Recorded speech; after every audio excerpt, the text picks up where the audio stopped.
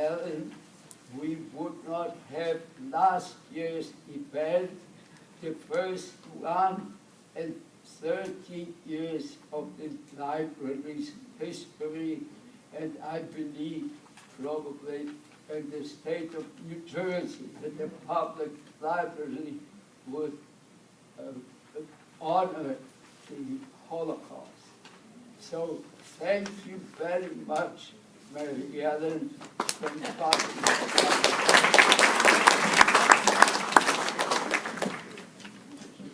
It's a little bit difficult to sing or make music after this truly beautiful but overwhelming account by Glenn of such just an unbelievable upheaval and rebirth and upheaval again and finally tragedy. Well, enough of tragedy. In my book, I have a section where I write letters to my father. And I had dreams often. In one of them, I saw him almost touching him. Dad, I'm so sorry. We ran away and we didn't save you.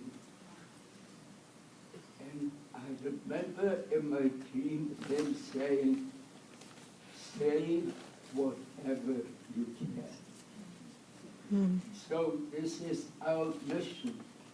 We try to save the culture, the spirit, the tremendous contributions of the very people whose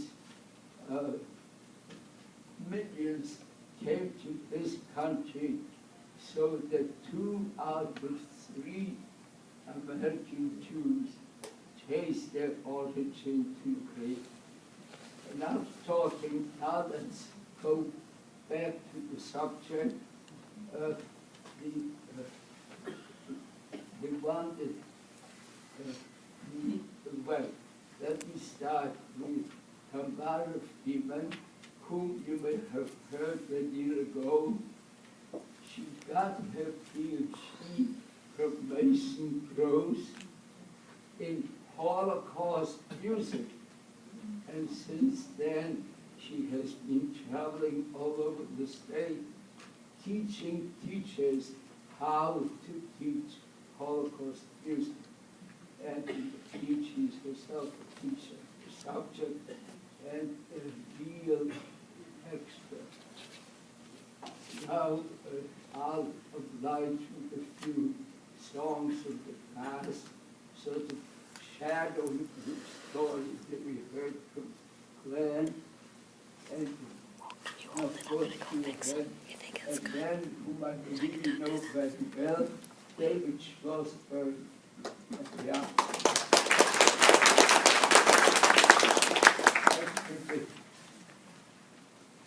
Forgive me, as you appreciate by now, or as you can see, I don't. Take the microphone for just 1 second. I'm going to give it right back to you. Good evening. Sometimes the best way to express culture is without words. It's with music. It's with melody. And with that in mind, we begin our program with a negun, a song without words that is credited to the Baal Shem Tov.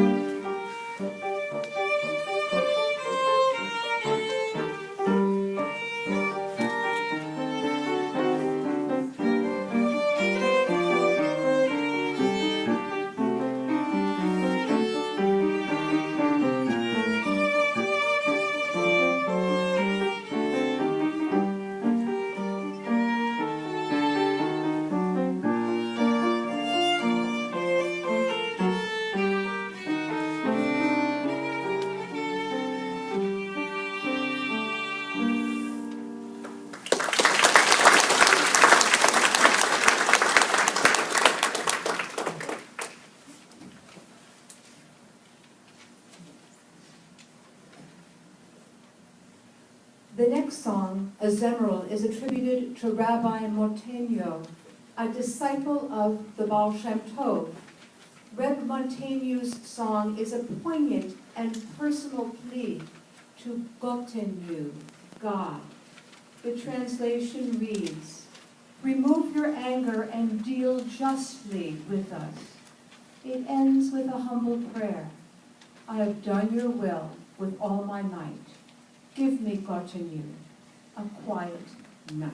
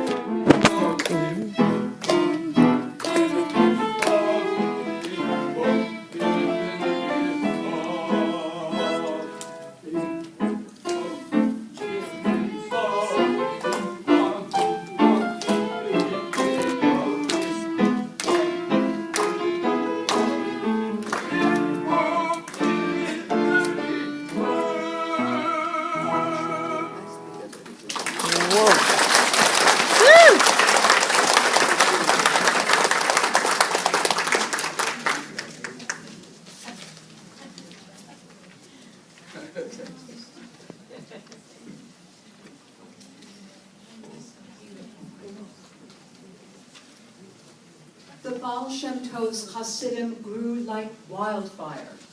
The Hasidic leaders, the Rebbes, became quite competitive. Here is a jovial song advertising the arrival of Reb Dovital in Vasselkopf, who will teach Torah.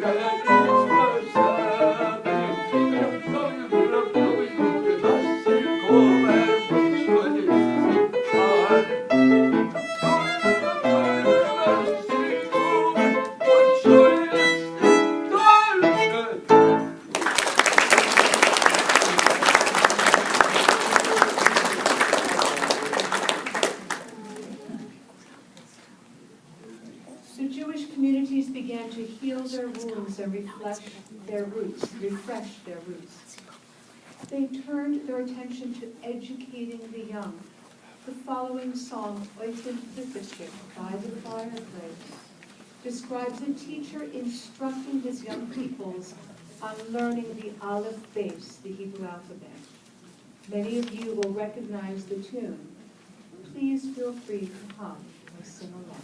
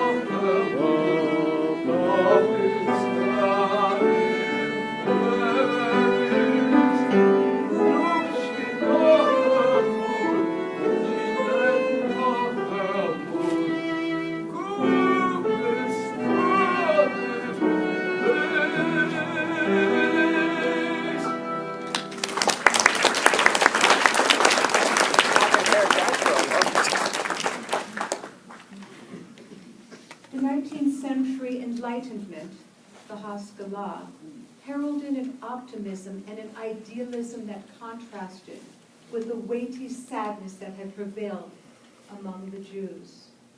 Shaul Chernikovsky, a physician and a colleague of Bialik, expressed the new hopefulness in a poem that is a staple for every Israeli high school student, Sachaki.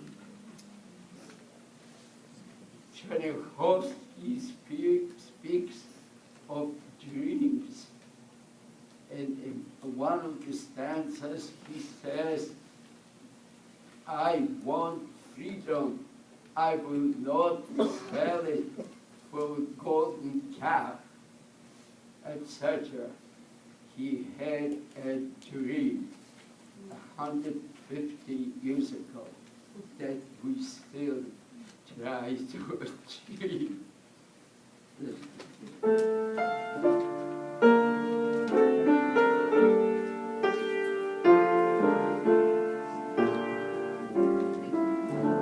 Again, show me if you can.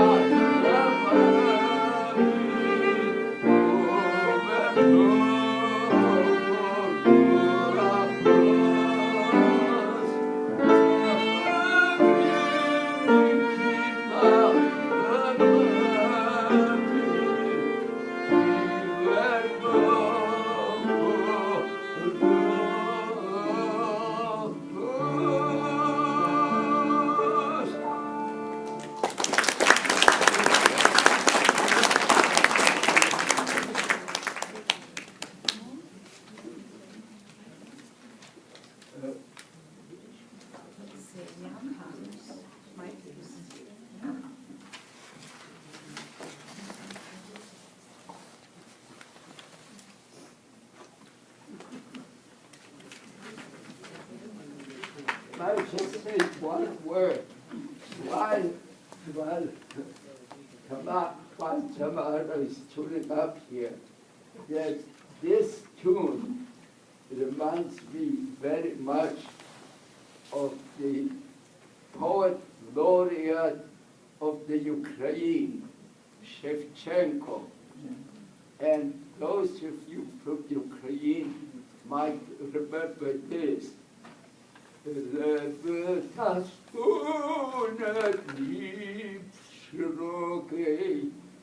Сердитый беса випа,